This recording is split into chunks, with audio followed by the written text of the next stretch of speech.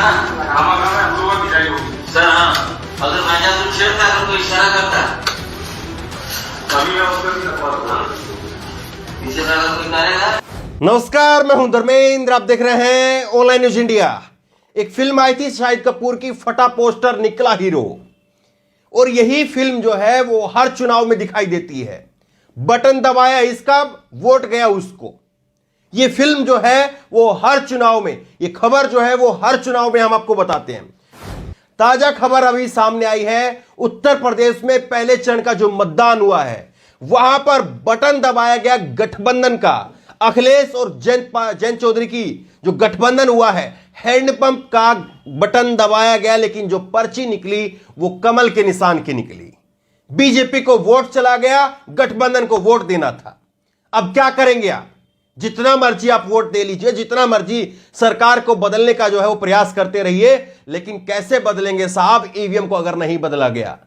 EVM से जो है वो किस तरह की धांधली हो सकती है, एक ताजा खबर आपको दिखाते हैं। ये अखबार की कटिंग आप देख लीजिए, अखबार की कटिंग आप देखिए। बटन दबाया हैंडपंप का, पर्ची निकली कमल की। यही हेडलाइन जो है वो अपने आप में बताने के लिए काफी है कि चुनाव कितने निष्पक्ष हो रहे हैं।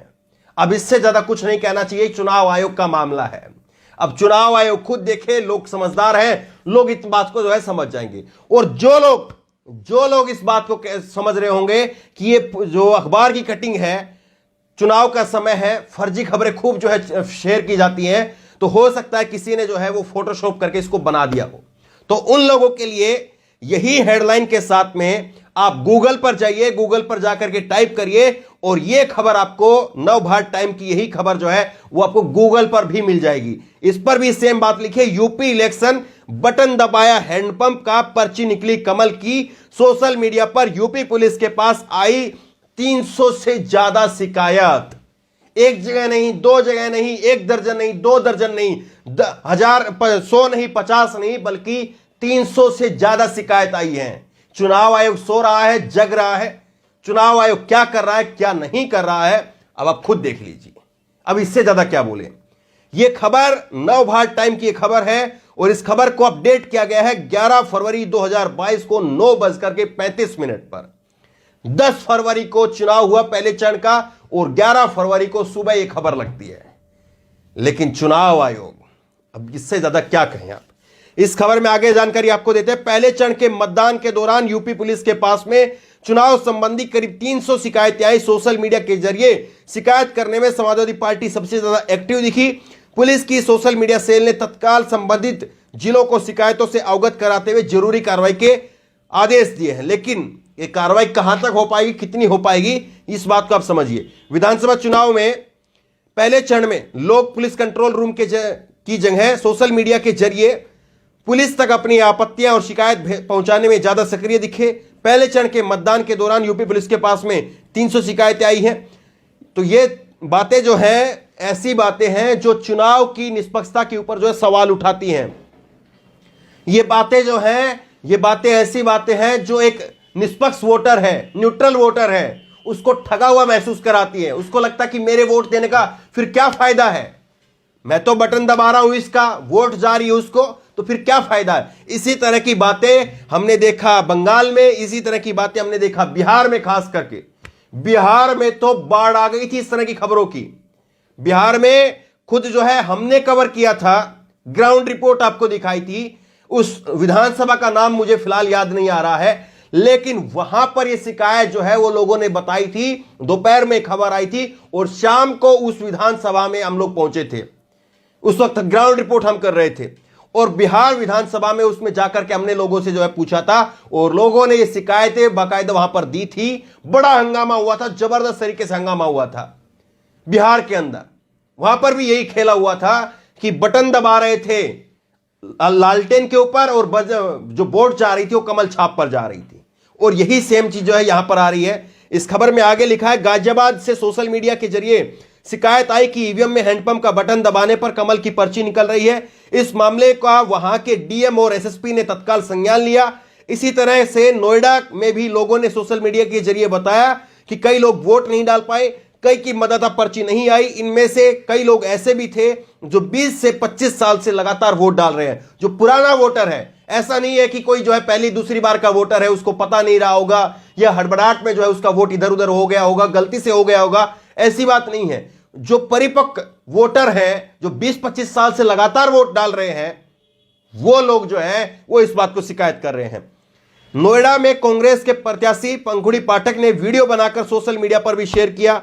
गाजियाबाद में वोट डालने गई नसीम नामक वृद्धा का वोट पोस्टल बैलेट की बजाय डालने से पहले ही जो है वो डाला जा चुका था। मुद्दे को नामी वकील प्रशांत भूषण ने भी अपने हैंडल से उठाया था। वो खबर हम आपको पहले दिखा चुके हैं। नसीम जो है वो एक 71 साल की बुजुर्ग महिला थी और उसका वोट पहले ही डल चुका था।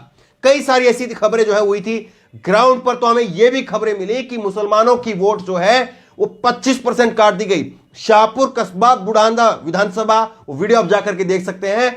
वहां पर हमारे सामने सैकड़ों की संख्या में लोगों ने जो है वो शिकायत दर्ज करवाई थी, बाकायदा अपना नाम लेकर के की थी कि हमारा वोट जो है कट गया है। किसी के परिवार में 40 वोट थी, किसी के कुनबे में जो है 45 वोट थी, किसी के कुनबे में 20 वोट थी, 12 वोट थी, 10 वोट थी, उनकी वोटें कट गई थी। 20 से 25% जो है वो मुसलमानों की वोट कट गई थी।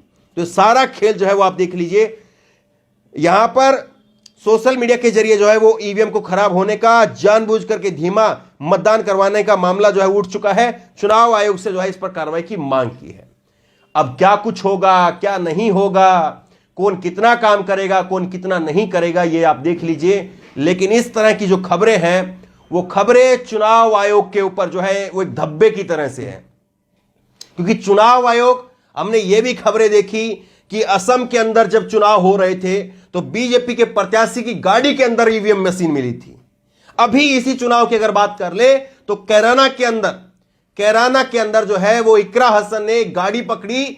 उस गाड़ी, वो गाड़ी बिना नंबर प्लेट की थी और उसमें ईवीएम बताई गई। बाद में जो है वो चुनाव आयोग की तरफ से वहां पर जो अधिकारी थे उन्होंने बताया कि ये जो ईवीएम यहां पर थी ये रिजर्व ईवीएम थी। वो मामला फिर वहां पर शांत करवाया गया। तो इस तरह की खबरें आखिरकार हर चुनाव में, हर विधानसभा से निकल करके क्यों आ रही है? क्या चुनाव आयोग के पास में कोई ऐसा मैकेनिज्म नहीं है? और अगर ये खबरें कोई फर्जी फैला रहा है तो उसके चुनाव आयोग ने उनके ऊपर क्या कार्रवाई की? क्योंकि मैं अगर एक न्यूट्रल वोटर हूं, मैं चुनाव आयोग में अपनी आस्था रखता हूं, चुनाव आयोग में अपना विश्वास रखता हूं, तो मैं अपने आप को ठगा हुआ महसूस करता हूं। मुझे अपने मन के अंदर यह सवाल मैं अपने आप से पूछता हूं कि क्या मैंने जो वोट दिया है वो उसी पार्टी को, उसी उम्मीदवार को गया है जिसको मैं देना चाह रहा था, या और किसी उम्मीदवार को, या मेरे जो विरोधी जिसको मैं मानता हूं उसको चला गया है? इस खबरें जो है वो कई बार उठ रही है। लेकिन उत्तर प्रदेश के पहले ही चरण में इस तरह की खबरें आना ये अपने आप में जो है चुनाव आयोग के सामने एक शीशे की तरह से है। अगर चुनाव इसी तरह से चले तो फिर परिणाम क्या होंगे? बहरहाल इस खबर को ज्यादा से ज्यादा शेयर करिए ताकि लोगों तक एक ऐसी जानकारी पहुंचे जो वाकई लोगों को पता होनी चाहिए। टीवी मीडिया इस पर जो है कितनी चर्चा करेगा वो आप सब जानते हैं, लेकिन इस तरह की बेबाक खबरें हम आप तक पहुंचाएंगे, आप लोगों तक पहुंचेगी। खूब दनादन इस खबर को जो है वो शेयर करिए। इस खबर को लेकर, इस वीडियो को लेकर आपकी जो भी राय हो नीचे कमेंट बॉक्स में अपनी राय जरूर दें। और इसी तरह तमाम खबरों के लिए ऑनलाइन न्यूज ने सब्सक्राइब करें, साथ में जो बेल आइकन है घंटे उसको जरूर दबाएं ताकि जैसे वीडियो अपलोड करें उसकी नोटिफिकेशन आपको तुरंत मिल सके। धन्यवाद। चैनल को सब्सक्राइब करें और घंटी